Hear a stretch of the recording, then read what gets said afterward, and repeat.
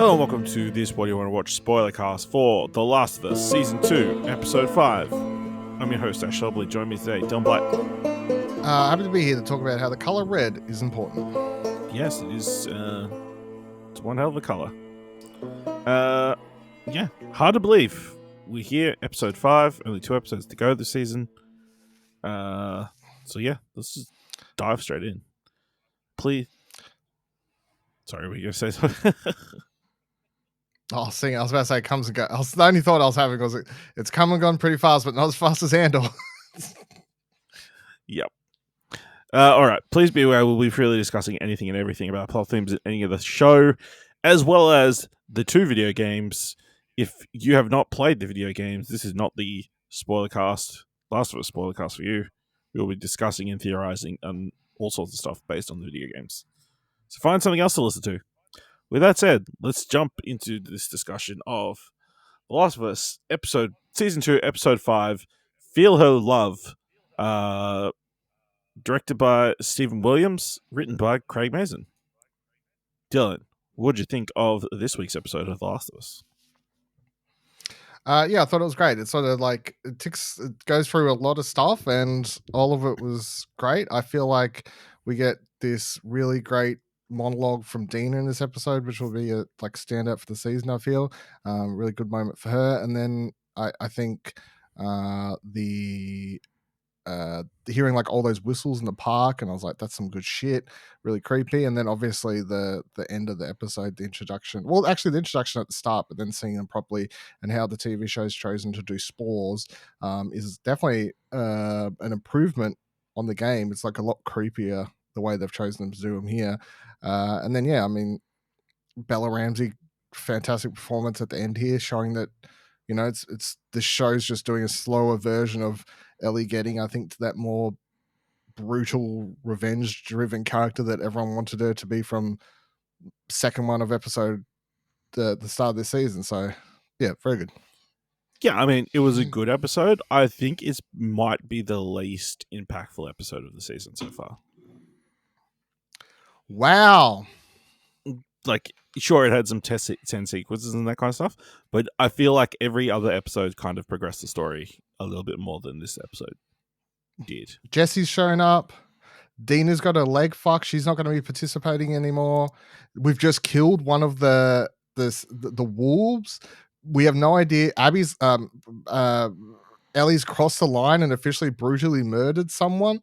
Listen, I'm here to what are you deliver talking hot about? takes.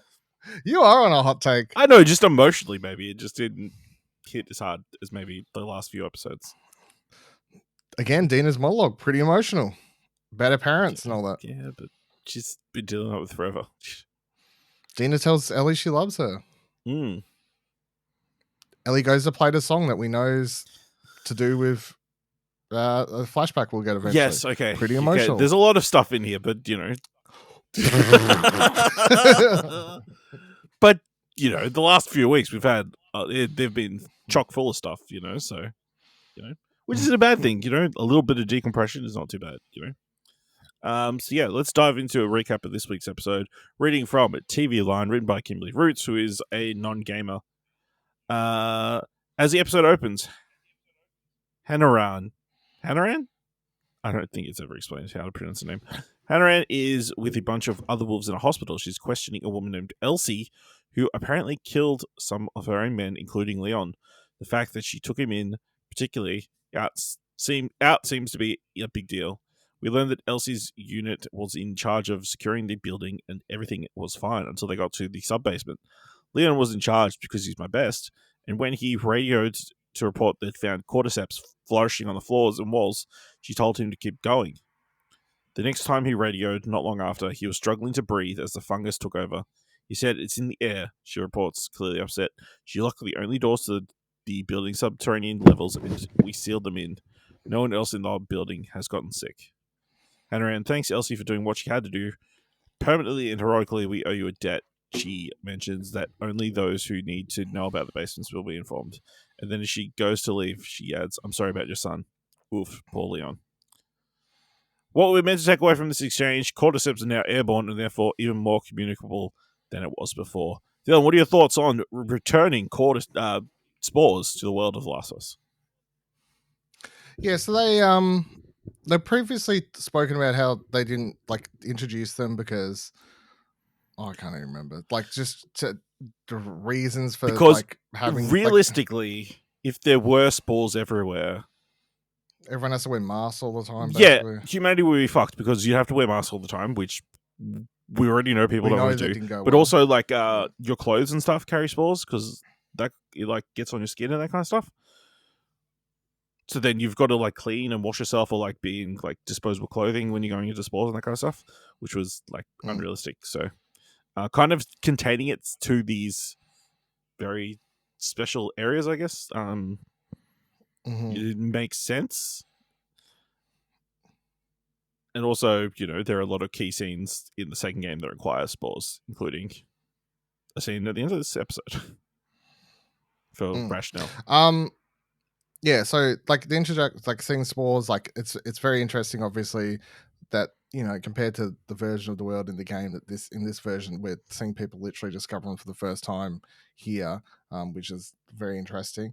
And then it's also, I think, the other interesting note from this opening scene is just seeing the that lady who was the one who recruited Isaac in the last episode in the prologue, and now she, much like that other dude who we saw a couple seconds of, is like not that we saw a lot of her, but again, she's just very hard and very brutal and everything. We're just seeing that all these people over the years with the wolves, super hardcore army brats. It's been a rough life.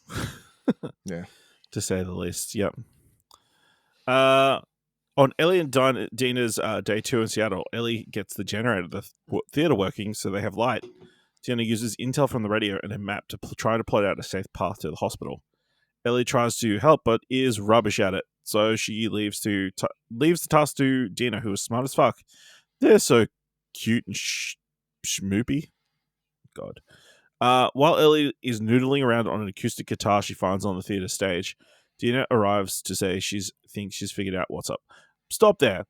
Obviously, we get a little bit of Future Days by Pearl Jam, which is a key through line throughout the second game. We get 10 seconds of it, I guess. Yes. But then that also, as people have been saying, breaks the time continuum, because this song did not come out until right before the original game apocalypse happened. So now Pearl Jam has had to write this song even earlier than they did in real life. I can't remember. Did they move? Did they change where the start of the apocalypse happens in this? I believe so, yeah. Yeah. So if that is a thing that breaks your brain, like a lot of people get really upset if a song is in a movie set in 1985 and the song came out in 1986. That it just breaks the immersion. I don't really care. It's not like it's hearing that in a fucking something set in the 1950s. You know what I mean? It's close enough. Whatever. Yes, absolutely. Maybe Eddie Vedder, did want to write it earlier. Also, if you saw Pearl Jam have released a small vinyl of Last of Us vinyl today with the that song with Future Days, as well as the song that played over the credits, present tense, which is interesting. So if you're one of those vinyl record fans, you want a piece of Last of Us merch that will probably be very limited, buy it now. Also, how do we feel about Ellie being shit at math? Makes sense. No, it checks out. I have no yet. What's Dina's line? You are not very schooled. Yeah, you are not very. She's like, I went to school. Yeah. She definitely was the troubled child in the back. Yeah, well, we saw her a little bit of her in class, right? First season. Yeah, and then she ditches it, right? Pretty much. She posits that the wolves are overly confident and the Seraphites are anti-technology, and the ladies should head for a big fucking something that looks like a warehouse on the map. They head out and come across a bunch of Seraphites dead under a mural of the Prophet that says, "Feel her love." Someone spray painted "Feel this bitch" underneath. The whole thing would make anyone queasy, and Dina is definitely green, causing Ellie to freak and says she shouldn't have brought her on the mission. Dina deflects by bringing up that Ellie never asked about the first person she killed, so she tells her the very awful story of how a raider attacked her home when she was 8 and murdered her mother and sister before Dina shot and killed her. Similarly, Joel didn't deserve what was coming to him, she reasons. If the raider had gotten away, I promise you, I would have hunted him down forever. Forever. The monologue touches Ellie, who caresses her girlfriend's face. Dina says she'll do whatever Ellie wants, but she wants to know there's no right answer. If I die, it's on me. It won't be your fault. Then she asks Ellie how she wants to proceed. Keep going, Ellie whispers. It's also worth noting that I think like Ellie says she would take her back. Like I guess implication is she'll take Back her to back Jackson. to Jackson and then just come Yeah. back by herself, I guess. You know, I've done it once, you know. I know, I feel like some people could misconstrue that as in Ellie would give up her revenge quest. She definitely would not. No. So, And as know we she established does not. later in the episode, when she has the opportunity to go get revenge by herself, she's very, very willing to do that. So, yeah, obviously Isabela Merced is very much the MVP so far this season. You know, like super captivating in every single scene she's been in. And yeah, another incredible delivery here. I think also the just the war crime esque like the mural, the you know the you pretty much have a religious spray paint, I guess, or whatever mural, a religious mural of Feel Her Love, and then people killing supporters of said religion under that and making a mockery of it as well. Yeah. Making a mockery of it, yeah. Yeah, absolutely. After dark, they break into the big effing something, aka a building with the name Membronics on its side. Dina reminds Ellie that shooting people should be a last resort. When Ellie is slightly offended, Dina rebukes by saying she's crazy, and that's what she loves her about her. You love me? Ellie asks the teen you love cuteness of these two is quite adorable, guys. Ellie goes to respond in kind, but Dina interrupts with, I know. That's how you do it, Han. I do love Dina just, very much knowing Ellie is just going to shoot or whatever. Even though this is all about stealth, she's going to come out all guns blazing at some point. Inside the building, the pair run into an intelligent infected like the one in the supermarket. And when Dina learns that Ellie got bit back then too, she's not psyched. Soon, more of those sneaky clickers are circling, so Ellie makes Dina go and hide.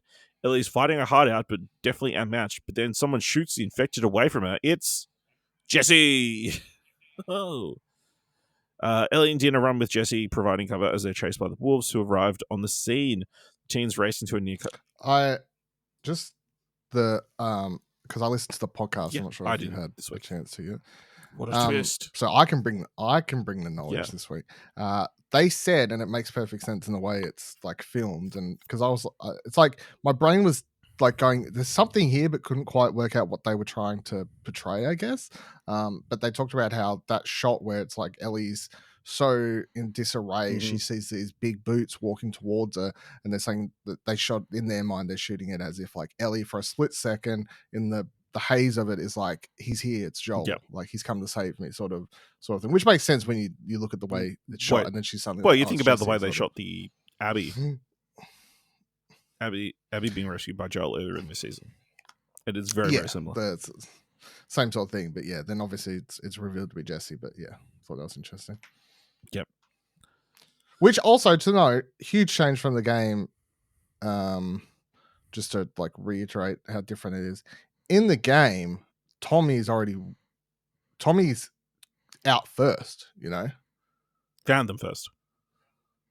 No, Tommy leaves first. Oh, okay, yeah. Tommy leaves to get revenge because he knows that the whole thing in the game is Tommy doesn't want to do it. He just knows that Ellie's going to do it nonetheless, and there's no way he can stop her. So Tommy in the game leaves because he's trying to protect Ellie and saying, I'll go do it so you don't have to go die.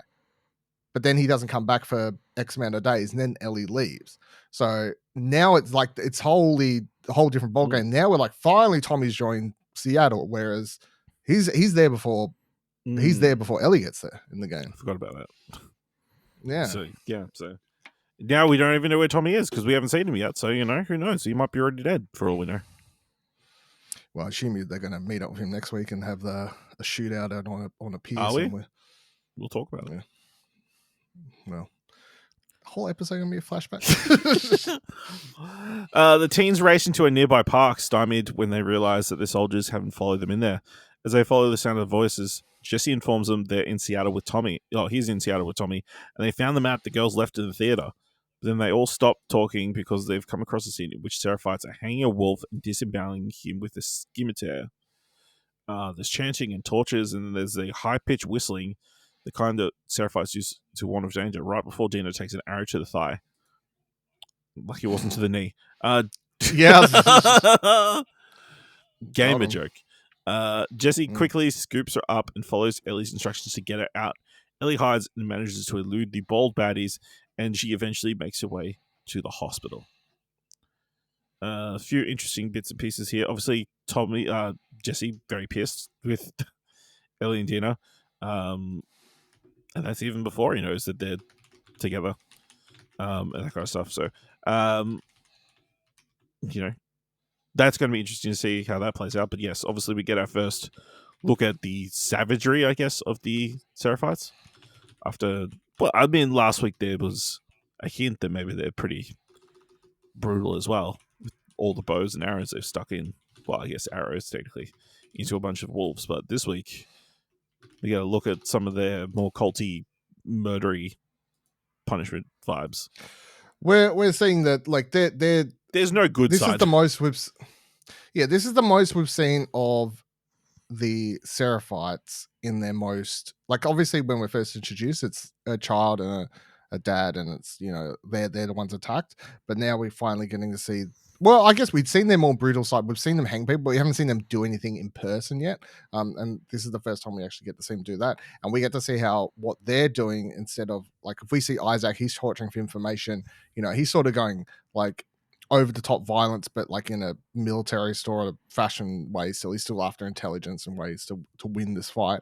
Whereas for these people, they're talking, you get the lines of like, oh, they're so full of sin or whatever he says. And, it slices him with the sickle neck to groin. And, like, no one's grossed out by it or anything. They're standing there in silence. Even everyone's around going, he's finally freed, praise, like what it's it just really shows the more religious aspect of it. And once they get chased away, even she will find you, you cannot hide, I also thought it was obviously it also kind of sets up when we will next see something like this when Abby, Yara, and Lev are in a similar situation. Yeah, well, season 3 probably. Well, at this pace, you would have to assume.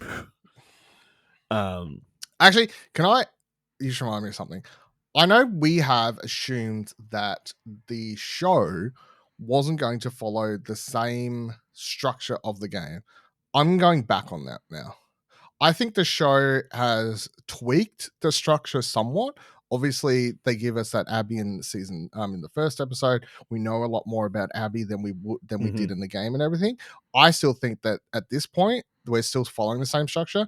And my big change comes from the fact of, and I didn't think about this last week, but last week it comes up day 1 Seattle, and I thought that was just like a little like, hey, they're in Seattle card.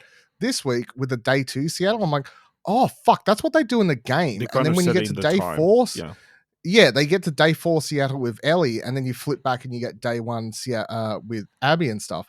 I think I think they're going to follow the same structure, and season 3 flicks it over to Abby's side.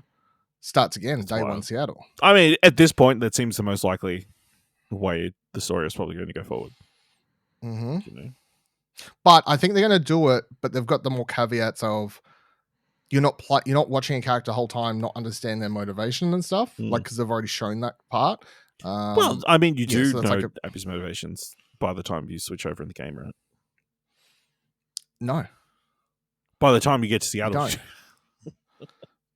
Yeah, it takes you 20 hours to, like. Yeah, I think You don't get the full reveal until you're like a bit into Abby's side of the story, and you get that flashback to her dad, like when she's I mean, that's a the kid first and, flashback you get, though. That as soon as you I think there's the aquarium thing, no, the theater fight, and then Yeah. you go I think straight to Abby as a kid. Okay, I couldn't remember. I thought you had still to play for a couple hours, but No, I don't think so. Okay. So, but yeah, I Yeah. would definitely not be surprised if that's the case. And who knows? Maybe they fill in some more gaps on the Ellie side while they're doing that as well. But yeah, I think that's probably the most likely course of action at this point of the season. When you do the math and you're like, how are we going to do all the story next season? So that'll be interesting to see how people react to. The first episode is just Abby. All season next season, Caitlin Dever. Very little Bella Ramsey. Well, people hate Bella Ramsey, so maybe they'll be like it even more. Yeah.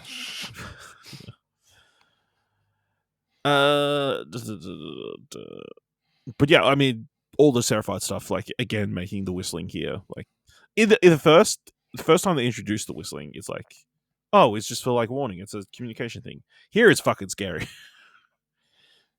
because it's about them wanting to hunt down these people.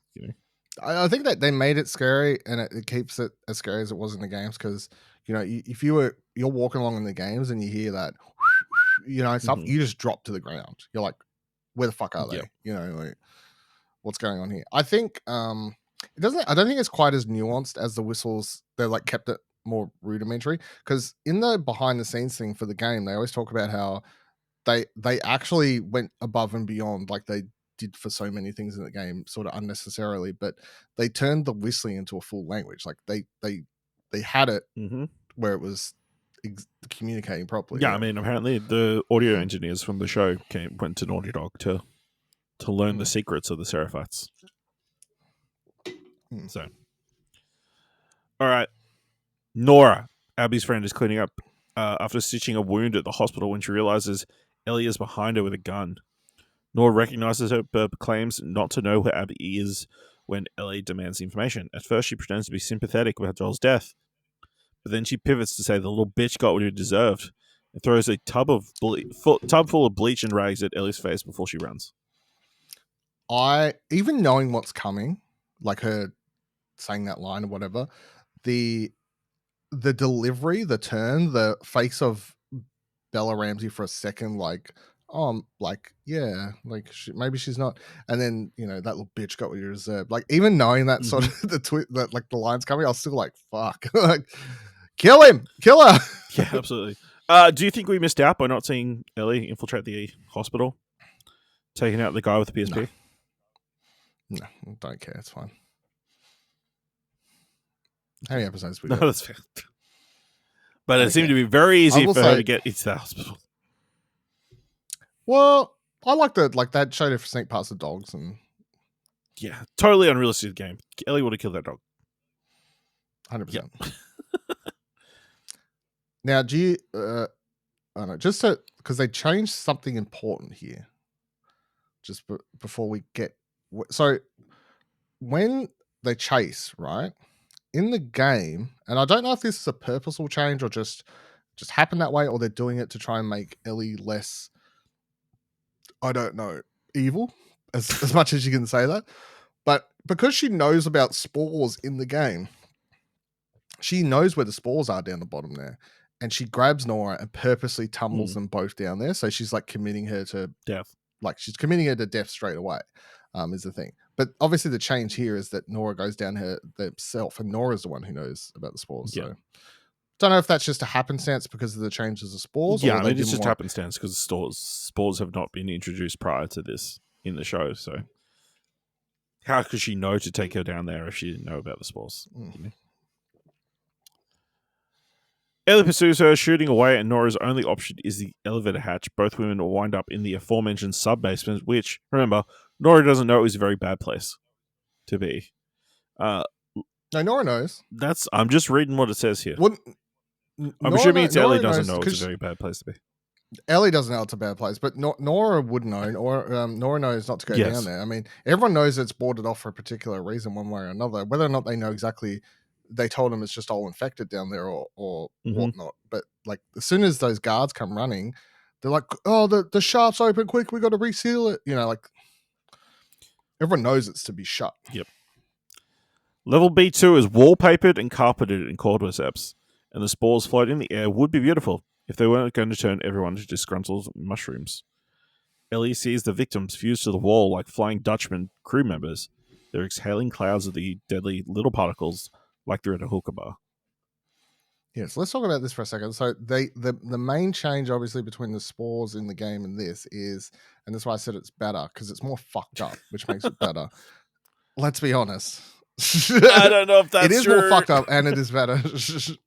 So the spores is just like sort of, you know, it's just born from the, I guess, the overrun amount of fungi and whatever else in the game. It's just like you get a mass amount and there happens to be spores there. Just it is a thing. Whereas here, just having those humans who are half alive, half dead, it's sort of like a fate worse than death that they're sealed there too, and just that effect of them, like I guess just the breathing of the out and like seeing them come out and everything, super fucked up. And then when you think back and you see, think back to the prologue of the episode, that mother choosing to seal her son away to this fate, knowing that he's down there going through that now.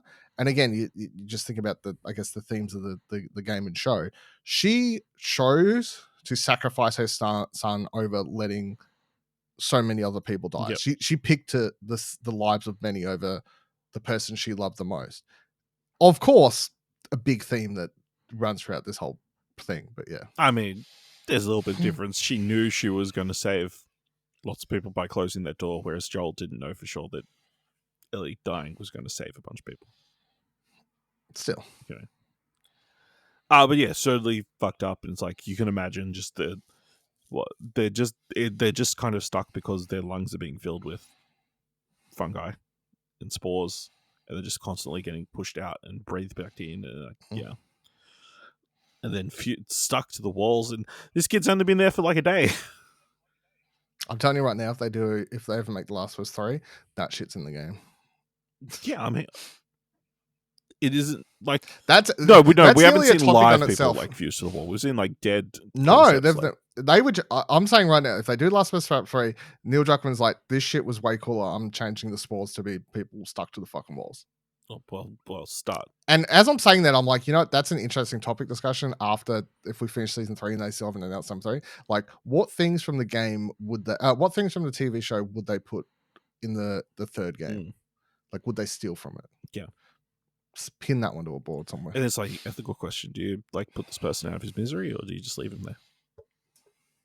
I'd 100% melee them if it was in the game. I'd be like, because they could drop loot. Yeah, just a gun falls out of their mouth. Ammo. You know, man, I need bandages. I need scrap. I'm sure they've got some cloth. Yeah, they got some scrap. Yeah, absolutely. Like a Molotov cocktail.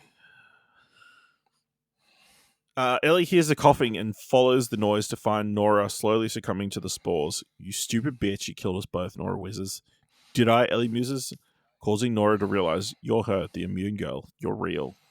Nora wonders if Joel knows what Ellie. Nora wonders if Ellie knows what Joel's did, and though Ellie says she doesn't care, the other woman tells her anyway. Joel killed everyone at the hospital in Salt Lake City, including the man who could make a cure for the infection. That was Abby's father, and Joel shot him in the head, she says. Fading with fighting. That's what he did. Ellie regards her. I know, she says. And then, So, I think, importantly, I just want to point out the red lining again. And then also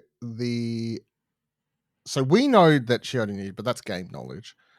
This is the first time TV viewers finding out that she does know, and she's been lying the whole time, or at least for the last couple of episodes, which is interesting. But then I think the other reveal that we get here that, again, for non-game players is I don't think they've officially said Abby's father was the guy.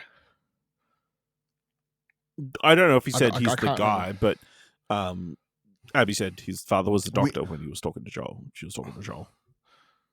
Yeah, I don't know if they'd said. I don't know if this boils it down, especially to the just the TV viewers, right?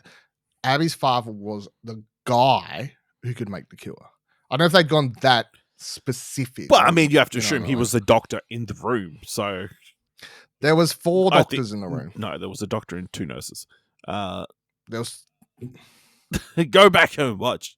But underline it. Make sure nobody's unaware of the stakes of what Joel did. Make it extra clear for people. But again, also just Bella Ramsey's delivery here. Fantastic. I know, and then just Nora realizing that there's nothing else you can say that she's defeat. Yeah. And now we arrive at the worst and then the best moments of the episode. Ellie puts away her gun and again asks, "Where's Abby?" Nora kneels over, but won't give up her friend's location. So Ellie grabs a piece of pipe from the ground nearby. "Where is she?" Nora still won't say. So Ellie starts to hit her, continue to ask, and Nora refusing to answer. "Where is she?" Ellie yells in uncontrollable rage as she wails on the dying woman like she's a cut of particularly tough beef. Yeah, also this is the first time we see Ellie kind of cross the line, I guess. I can't remember how it plays out in the game, and I'm just having a quick look. I believe in the game there's more of a discussion, and I believe she beats her. It's a little bit, but then it's I know she beats her, but I'm just bit, I can't remember if it cuts off or I can't remember if she gives her the information or not. That's the thing I can't remember because it's she offers her. She's saying, I'll read out. Tell me, and I'll give you a Nora's. Yeah. Nora's saying, "Think about what he did. How many people are dead because of him?" Ellie's standing up. She's got the crowbar. "It's your last chance," she says. Nora's on the ground, red lighting. Nora says, "I'm not giving up my friend." Ellie does not look happy at all. Mm-hmm. Ellie raises the bar. Players press square. And square again. Because you got to be in it. Yeah, I don't think she gives up anything. She just beat the shit out of her. Yep, cool. There we go. So nothing really changes. Yep. Cool. Hard cut. In an abrupt pivot, we end the episode with Ellie waking up in her bed. She's still in her old room from before she moved to the garage. So this is either a dream or a flashback. Then Joel opens the door and says, "Hey, kiddo." Ellie rolls over sleepily but smiley and responds, "Hi."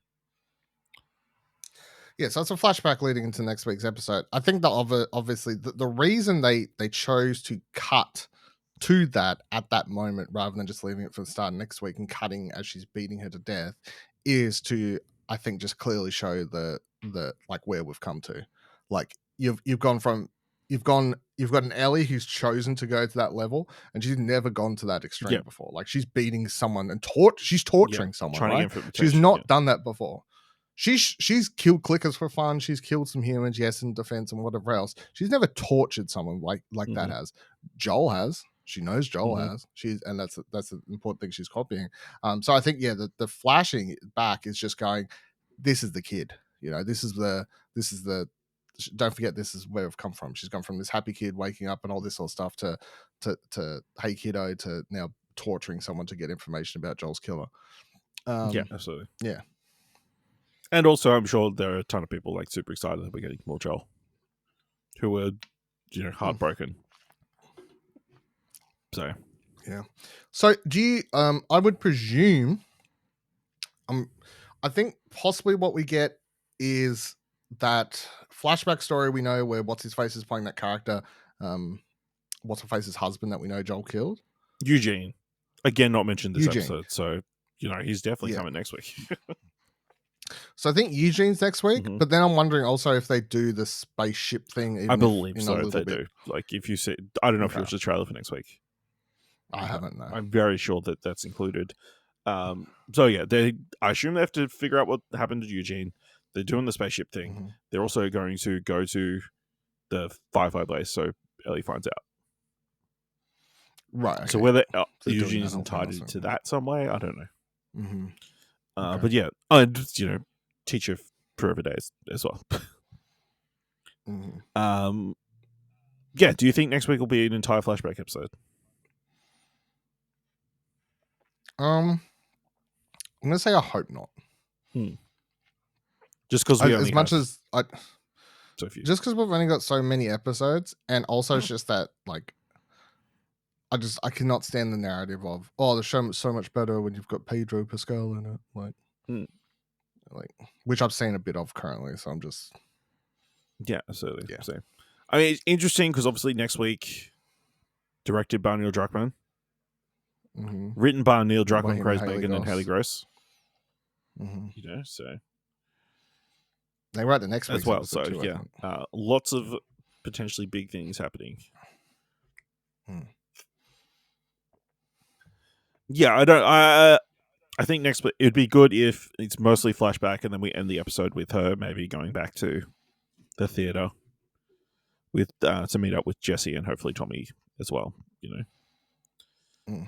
Kind of. The thing I was stakes. thinking this episode as well, Mm. just because of the hospital.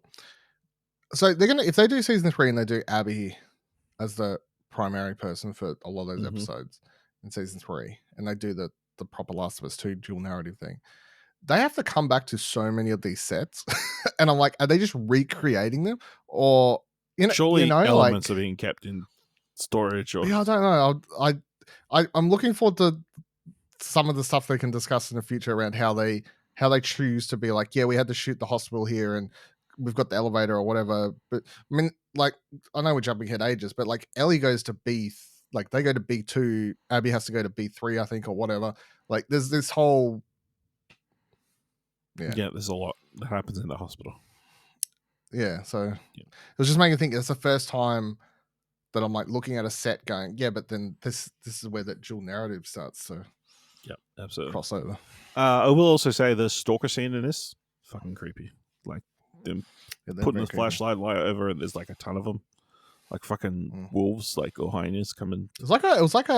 I was gonna say it was reminding me of like velociraptors. Like Yeah. they look up, they see one, they're like, oh, we can sneak past it. Look back up, there's 3. They're like, oh, we're fucked now. Let's turn back, and then there's 3 velociraptors. One, I'm like, I like them pulling the grates on the fence that Tina was trying to hide in. You clever girl. Yeah. Anything else you want to talk about? Oh, Tatiana Gabrielle, who played Nora. Great performance. Shout out to her. Very good, yeah. Obviously, a lot of ties to Naughty Dog.